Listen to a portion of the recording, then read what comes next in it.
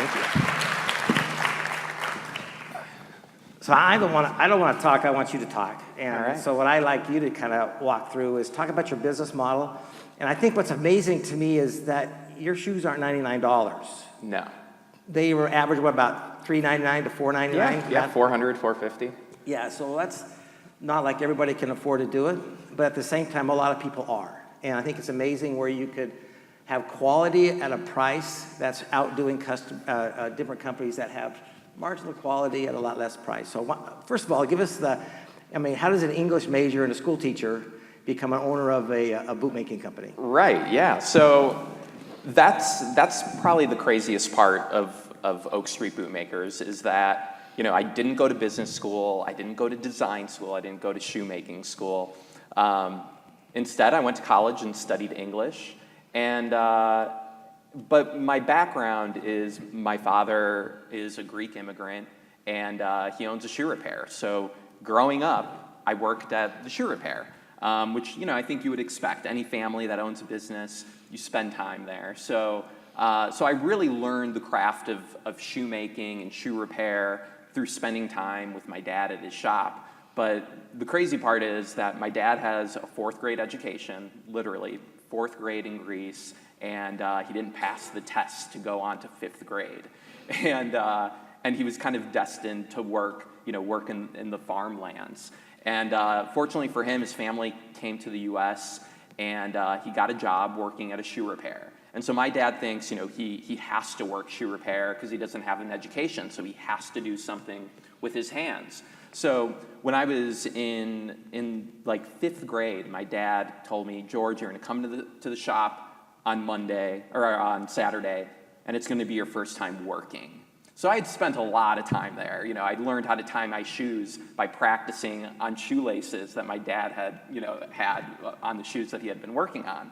And so when I went that Saturday, my dad had a huge pile of shoes stacked on top of the shoe shine machine, and he thought that when I would see this stack of shoes, that I would be running out the door. Mm-hmm. That I would say, there's no way, I'm going to spend my Saturday working in a shoe repair. But instead, I saw it as a challenge, and I shined the shoes, and much to my dad's surprise, I said, can I come back next Saturday?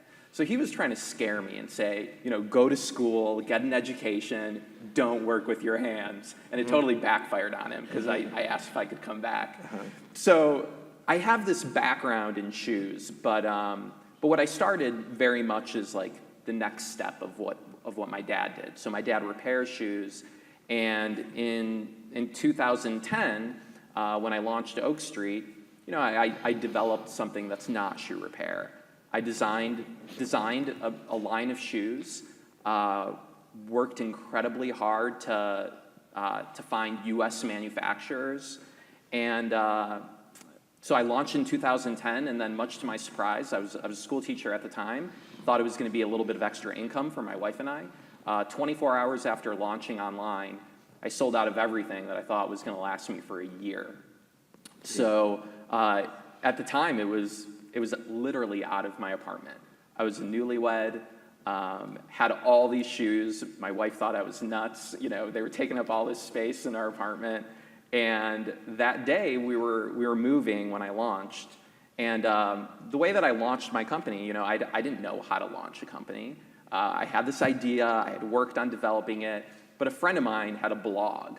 And I was like, well, he can write a blog post about me. Mm-hmm. So that's all it was. My friend wrote a blog post. It was George Vlagos, son of a cobbler, handcrafted shoes in the U.S., using Horween leather, and Horween leather is regarded as one of the best leather tanneries in the world, and it just caught like wildfire. Mm-hmm. So that day, again, my wife and I were moving. I thought, well, nobody's going to order shoes today. I just launched the company today, and by 10 a.m. that morning, I was getting phone calls from. The first one was Travel and Leisure magazine somehow caught wind of it, and then the Chicago Tribune called, and then the New York Times called. So my wife, in the background, I'm doing these interviews. It's like, George, come on, we got to pack boxes. We got to move. But I think what resonated with people was it's an authentic product, and it's expensive for a reason. we don't make a huge margin on our shoes. So even at $450, we're using the world's best leather, which again comes from Chicago, and we're making it all in the U.S. So footwear brands are dying. It's not every day that there's a new footwear brand manufacturing in the U.S. And that's really what I want to do. I stuck to that core belief of manufacturing in the U.S., making sure that all of our components come from the U.S., and that what we build is built to last. And that just resonated with people. I think it's interesting. I'm sure your family was incredibly excited about you making shoes. No. No. No. Well, they weren't. Yeah, well, that's a great story. So tell what your father thought. Yeah, so I told my family that, I was... You were teaching high school at the time. I was teaching high school English, and I told them that I want to stop teaching to pursue this company that I was starting to build. It hadn't launched yet, and everybody in my family thought I was crazy. My mom was like, "You have such a steady job. Why would you leave? This great job you have." My sisters, same thing. You can't leave teaching. You have a great career. And my dad, throughout all this, was just listening. And I thought, when I tell my family that I'm going to leave teaching, that I'm going to start this company, I thought it was going to be a conversation with me and my dad. And my dad was just listening. And it was like a 40-minute, barrage of questions from my sisters and my mom. And then out of nowhere, my dad finally chimed in. And he was like, "No, I think this is a good idea. I think George needs to do this." And I didn't understand why at the time, because I thought my dad was going to say, "You have a great career. Don't leave it behind." But I realized that my dad took a risk. He opened a shoe repair. He immigrated from another company. That's a huge risk. And so I think my dad saw a little bit of himself in that. Taking a risk, leaving behind the comfortable, and pursuing this. And, it took a while, but obviously everybody in my family now thinks... It's awesome, their idea, right? Right. Yeah. Well, it's interesting because we were talking in the back. I said, "Well, George, how'd you come up with the name Oak Street Bootmakers?" I thought it was some, family thing or something to do with his father, and that's not the case. No, I lived on Oak Street, and a friend of mine was, I was telling Gordy, I was wondering, should I name it George Vlagos Shoes, GJV Shoes, my initials. Terrible names. But at the time, a friend of mine was like, "You could name it anything." And we were outside of my apartment at the time. And he was just pointing at things. And he was like, "You could name it," just pointing. And he pointed to the sign, my address on my building, which said, 12 whatever Oak Street. He was like, "You could name it Oak Street. You could name it." And he kept on going. And I was like, no. Oak Street. That's it. And I think the reason why I loved it so much was, it sounds very American. Oak is a strong tree. But, at the end of the day, I think any name you go with, as long as the product speaks for itself, the name doesn't really matter. I think a lot of people spend so much time on the brand, but not the products. And it's interesting. And so did you get nervous when you started pricing your product?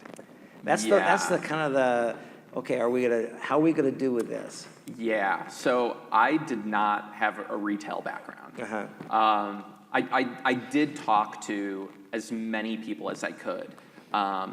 So actually, the one piece of advice I have for somebody who's thinking about starting a company is contact people that you admire in business, and people want to share their story of success. So at the time, I loved this leather company called Maker Carry Goods. I sent an email to info@makercarrygoods.com, and I was like, here are pictures of my shoes. I'm making these in America. And I got an email back, and it was, "Call me on my cell, Jason, founder." And I was like, "Oh my God, the founder, send me his cell phone number to talk to him." And what I found was that people, one, wanted to help, and two, they wanted to share how they did it. And yeah, and they want to share how they did it. So I contacted him and a bunch of other people who, in those early days, essentially were my mentors. But I contacted them for how do I price my product? And, they explained how it works. You've got your cost, you got to mark it up a bit from there, figure out what you're comfortable with, and then double it. Because they said what's going to happen is you're going to have stores who are going to contact you, and they're going to want to carry your shoes. And that seemed like the craziest thing to me. I'm like, I'm starting, a tiny little company. There's no store that's going to contact me to carry my shoes. So I priced my shoes a little too low at the beginning. And by the end of that first day, I had stores emailing me saying, we'd love to carry Oak Street Bootmakers. Can you send over your line sheets? What trade shows are you going to? None of that you've done. I had no idea what a line sheet was. so I emailed, and called my buddies who had started these companies. And I was like, what's a line sheet? How do I do this? So they helped me. I think Jason actually sent me like his line sheet and was like, just remove the pictures of my product, insert yours. And that's pretty much what I did, because there were some pretty cool stores, and I was like, I gotta sell to them. But that first, those first line sheets, I was essentially breaking even because I hadn't priced my shoes high enough. So I slowly increased my prices, but I still, in most people's opinion, am selling them, below what they should be, which sounds crazy. How is $450 too cheap for a pair of shoes? And for what we do and for what our employees make, who actually make our shoes, it's an incredibly fair price. But yeah, to answer your question, how did I price my shoes? It was a lot of guesswork, and then slowly I figured it out. Well, it's interesting, and if you go back in your story, we were talking, and it was important to you to make product in the USA. Absolutely. And so one of the first factories that you started to work with, the owners decided that once you started to work with them to close it down. Yeah. And so you had to kind of scramble at the last moment. Tell that story. Yeah, so I think the biggest challenge I've had actually has been with U.S. manufacturers struggling to keep their doors open. So the very first factory that I found, and I hesitate to call it a factory, it was almost a workshop, making about 1,000 pairs a week, which sounds like a lot, but is minuscule. And so I contacted them and, told them what my idea was, for this American-made shoe company, had my designs, met with them at the factory in Maine, showed them my designs, and they were like, yeah, we can do this. This is absolutely within our abilities.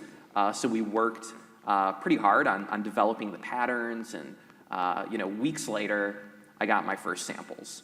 And I remember when I showed up to the factory in Maine, I got picked up at the airport by the guy who was running the factory at the time, and he looked at me and he was like, you're a lot younger than I thought you were going to be.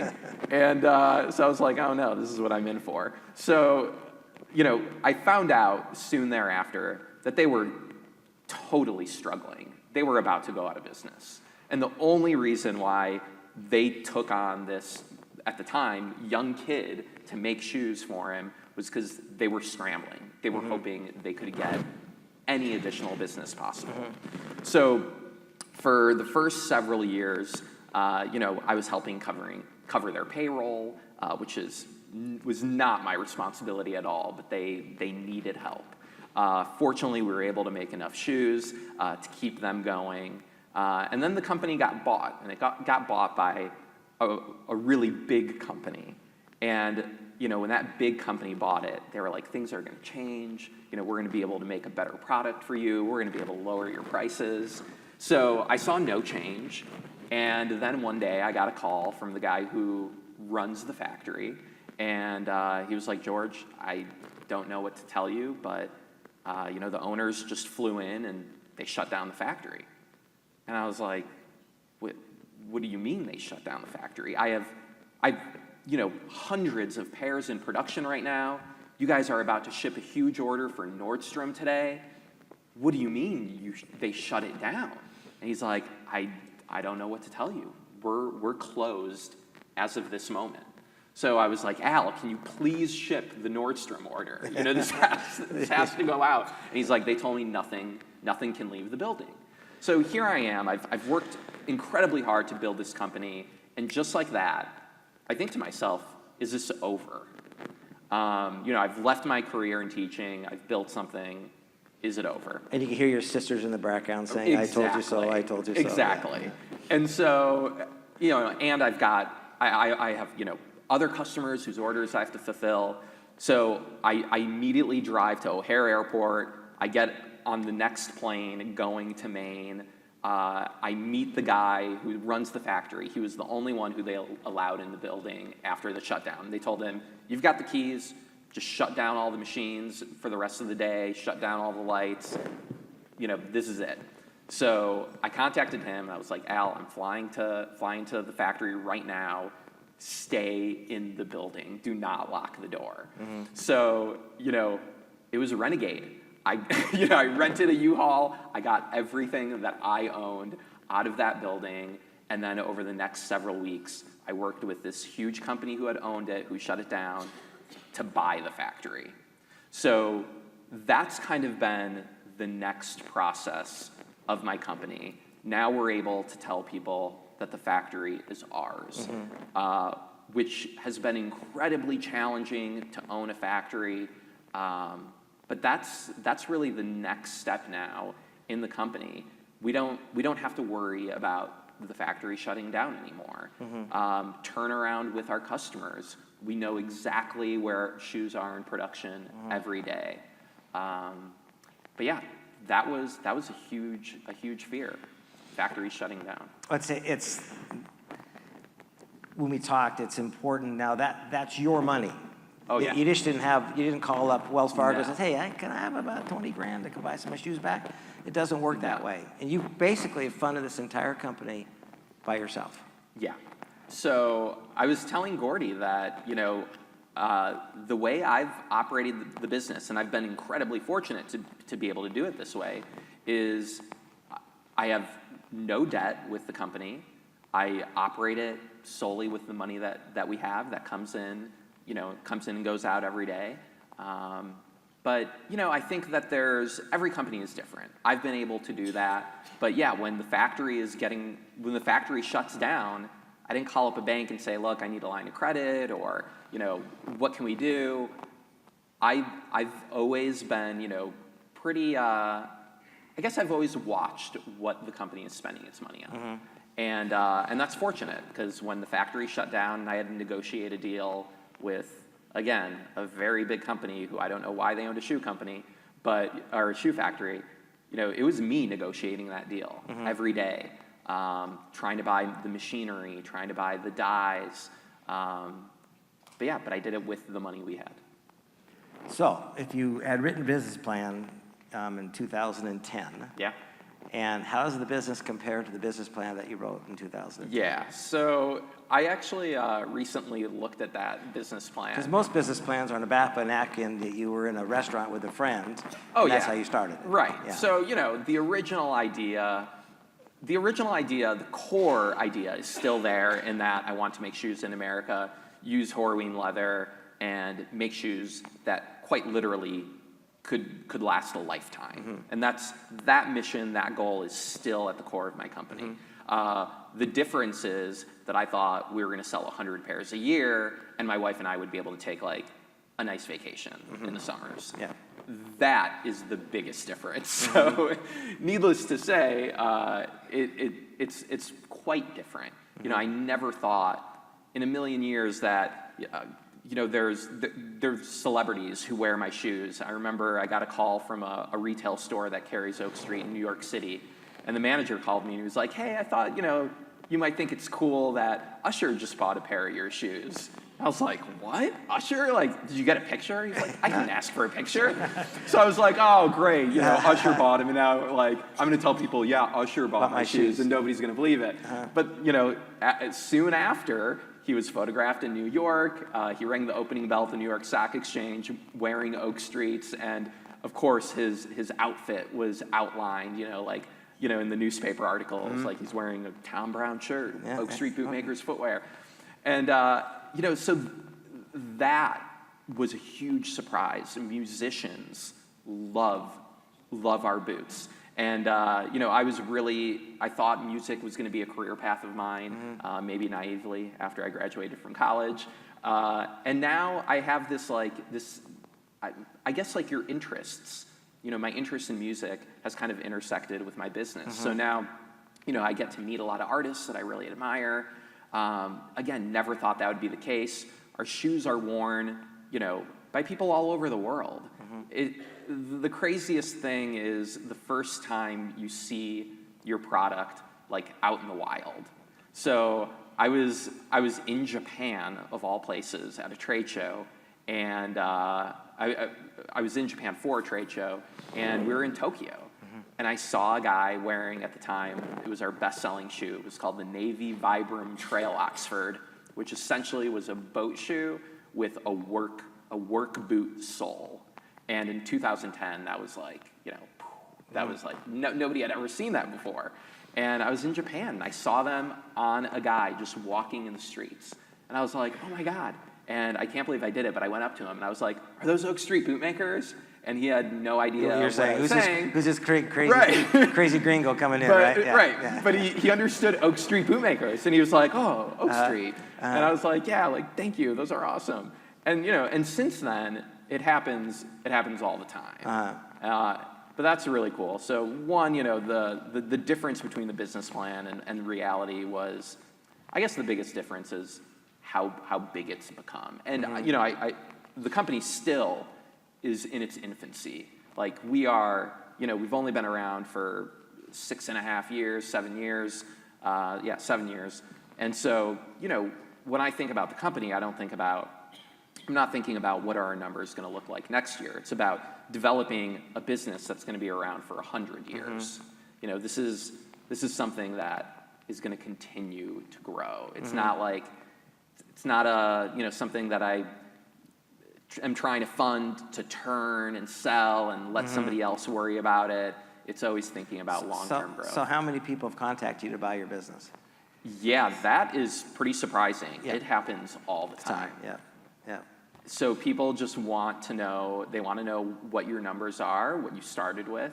And there's kind of, what I've learned is there's kind of a sweet spot that investors like to get involved in at.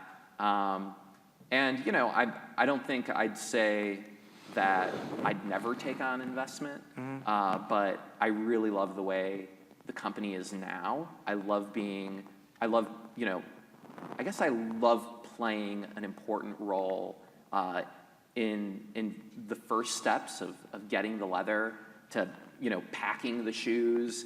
I like to have my hands on almost every shoe that goes out the door. That's not a reality anymore, but I like to be very involved with each step. Now you don't have, and this is the challenge, it's easier and faster to go to market when you go online first. So when you first put your website together. Yeah. How's the website compared to the first one you put together today, number one? And number two, how important is it to have that out there as kind of a landing zone for your brand? So I cannot underestimate the value of having a very beautiful website. I think a mistake that some people make is maybe creating their branding too quickly, just trying to get out there. I was very slow to make sure that the branding was perfect. And I think that's why, within launching in 24 hours that we were able to sell out was because our website really put on an appropriate view to customers that we weren't a fly-by-night company. So when we sold out within 24 hours, we were scrambling, first of all, because the website did not go into any sort of sold out. I'm out of stock. I can't ship you. Yeah. So I realized at the end of the day that we were still selling shoes that we didn't have. So I called up our web developer and I was like, Mike, what do we do? You know, the website is still selling product that we don't have. And he was like, how long till you have more shoes? And I was like, I don't know, 6 weeks. And because these are handmade shoes. So we put up for essentially every shoe, it said pre-order, 6-week delivery. So here I am, and I'm like, oh man, I just launched my company, and now it's done. Who's gonna order shoes and wait 6 weeks? The reality is, people who are buying $400 shoes don't need shoes, so they can wait 6 weeks.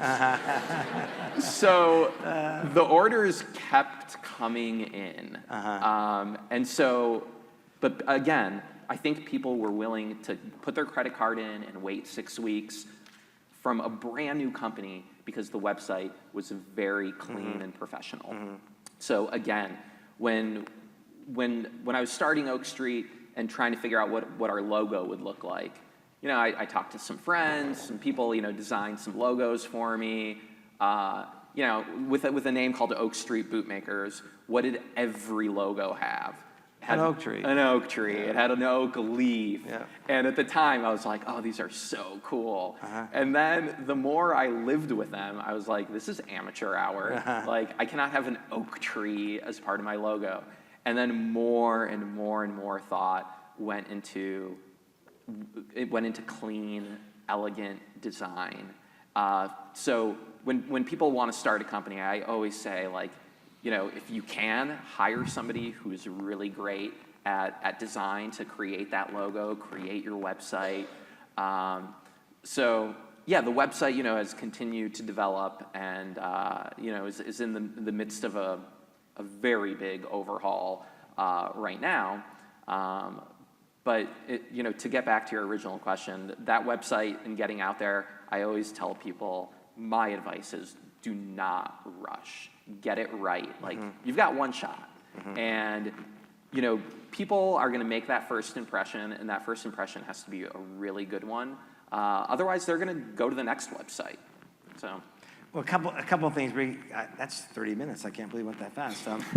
Just a couple of things. Just if you were to leave some, I call it free, cheap advice meeting to those here today about starting a business, what did you learn? Just some simple things. What would that be? I guess I kind of touched on it, but it's staying true to your core beliefs. So know what your company is about, and don't stray from those core beliefs. I think it's very easy. It's very easy to do that. I remember I was contacted, I think like maybe 11 months in, from a company in the Dominican Republic. And they were like, you know, we manufacture shoes for Sperry, for Sebago, you know, we'd love to have your business. And I got the numbers from them on how cheap they could make my shoes. And it was incredible, but my profit margin would have grown significantly. But I knew that that was not what Oak Street Bootmakers was about. Oak Street Bootmakers is about an American-made product. So I think you have to stay true to your core beliefs, first and foremost. And the other advice is what I mentioned a second ago, which is, you know, take your time with design, take your time with your website, create something very beautiful, very simple, and make sure that your message, that vision, can be articulated through your website. Awesome. Well, there's a whole bunch more we could talk about. I got 12 questions here I didn't even get a chance to ask. And, but, you know, there's things that we do as business people that affect our family. So how do you balance that family relationship between your wife, as she has a career, and you have a career? How are you balancing that so it kind of stays the way it should be? Fortunately, my wife is okay with me working all the time. So, because she works all the time. She does, yeah. So, you know, for me, you know, work doesn't end at 5 o'clock at all. You know, it's certainly cliche, but I really love what I do. And, you know, working on the weekends, again, this sounds so cliche, but it doesn't feel like work. Like this is what I do, you know, like any effort I can put into the company, I always do. But my wife actually is really interested in what I do. You know, I wish she could come with me on more of the travel that I do, but she has her career as well. But you know, we most certainly enjoy the time that we have together. You know, we live in Chicago. Chicago has this amazing food culture. So you know, we love to eat out. And yeah, we spend every moment that we have available with one another. We spend that with one another. Well, we have about 8 minutes for you to ask questions. And there's no way that, unless you can turn that god-awful light off up there, that we will be able to see you. So I don't know how you want to do it. You want to turn lights on in the audience so we can see, but we have about 8 minutes to ask any questions to George that you would like. So any questions? I can't see anybody. Oh, I guess there's a microphone, so if anybody There's a mic there and there's a wants- mic yeah. there. So if you can come down. Someone's coming. One person's coming. 2 people. You're first. Yes. Great. I can see you. My question for you is, do you have any other dreams or aspirations that you have not yet achieved with your business? Oh, that's a great question. Yeah, absolutely. So I think you always have to consider what's next. I think it's very easy to get comfortable. You know, when the company started to actually not only sustain itself but provide a living for myself, I think you can kind of go on cruise control. And like I said earlier, the company is in its infancy. I'm thinking about 100 years from now, like long after I'm gone. How do I build a company that, you know, one, is more widespread than it is today, but two, build a company where the beliefs of those who work for the company are aligned with my own core beliefs and the values and the culture that I'm going to create. So in terms of, you know, logistically, I think, one, the numbers. I want Oak Street to be a name that people know. I want it to be the brand that when men think about, you know, the shoes that they're going to get married in, they're going to be Oak Streets. When they graduate from college and they're applying for jobs, they're going to be Oak Streets. When they get their promotion, they're going to get, you know, a new pair of Oak Streets. So I think like what I ultimately would want for the company is essentially to fill your closet with all the shoes you need to be Oak Street Bootmakers. So that one day will mean sneakers. You know, everybody needs sneakers, and that's, you know, that's something we're missing. The other thing that I really want to do is create women's shoes. Girls are super unfortunate in that there are very few great shoe brands available to them. Stylistically, amazing, but in terms of quality, I'd love to fill that gap and make shoes for women that are just as well made as men's shoes. Awesome. Thank you. Hey. Thanks for being here. Your message was fabulous. I'm curious about how you find your craftsmen in your factory, because you're not just putting together shoes, you're making craft. Yeah, that's actually one of the biggest challenges, is finding young people who are interested in doing this. So the median age of our craftsmen is probably 55 to 60 years old. And in Maine in particular, there's a long history of footwear manufacturing. So, you know, Bass used to make the famous Bass Weegian penny loafer that, like in the 1960s, was the shoe. LL Bean also used to manufacture in Maine. So all these brands used to manufacture there. They've since left, but that left endless amounts of people who know how to make shoes wanting work. And it's also a tradition in Maine that's passed down from generation to generation. So we have 2 people. We have Brandon, who's 23, and his grandmother, who both work for us. And Brandon learned how to hand sew. Our moccasin construction shoes, like boat shoes, are called hand sews because they literally are sewn by hand. Brandon learned how to hand sew from his mom. So in Maine, it's very easy to find people, The challenge is finding young people who are interested and want to learn a trade. But it's word of mouth. Thank you. Yes, sir. What would you say your biggest regret has been, and how would you approach that differently? And how what? How would you approach that differently? I hate to say it, I really don't have any regrets. That might be the way I live my life, but I think, again, if you're honest and are true to the core beliefs of what you've set out to do, that's very hard to have regrets. So I'm super lucky to say that I don't have any regrets. Sorry, I don't have a better answer. You're good. Thank you. Thanks. He'll have a 12-year-old daughter, and he'll figure that out. Yes, Hi, ma'am. thank you for being here. My name's Maggie. I have a question as a student. What kind of people that you would grab instantly? Like out of school? Yes. Yeah, so I actually just hired somebody who went to my alma mater, the University of Illinois, and I hate to say it, I do not study resumes. Instead, I look for people who have the same energy that I have. I think you can train anyone to do what we do at Oak Street.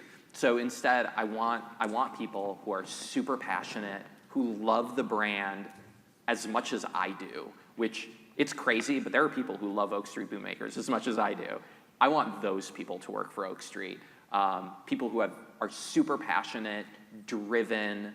That drive is super important. Before I started Oak Street, I had thought about, I was going to do what my parents wanted me to do, be a doctor or be a lawyer. I didn't do either. But one of the things that I learned at an internship I had when I was in college, I had this great internship with the state's attorney in the community we live in. And on my first day, the prosecutor that I was working with said, he swore, so hopefully that's okay. He goes, "George, during this internship, grab the fucking bull by its horns." And that's how I've pursued my career, is be driven, grab the bull by the horns. And those are the types of people that I look for. Okay, Right. thank you. Okay, we have time for one more question. Yes, ma'am. Hi. You emphasized a lot about taking your time and building your website and making sure you get it right. What was your timeline period? How long did it take you to plan and before you were ready to launch? Yeah, so the manufacturing, or working with the factories was the longest hurdle. I mean, again, super cliche, but there were so many times where I should have given up, where this shouldn't have worked. Those early times, you really do need to pick up the phone and call people and say, you are the owner of Oak Street Bootmakers. And Oak Street Bootmakers at the time wasn't a company, but I was calling people and I was like, I'm the owner of Oak Street Bootmakers. We're an American footwear manufacturer. I'd like to buy your leather. And they're like, Oka who? But you have to really, be confident in that. So I took several years. It took about 2 years from really saying I'm gonna do this to launching the website. The website and website design probably was about 8 months. Great.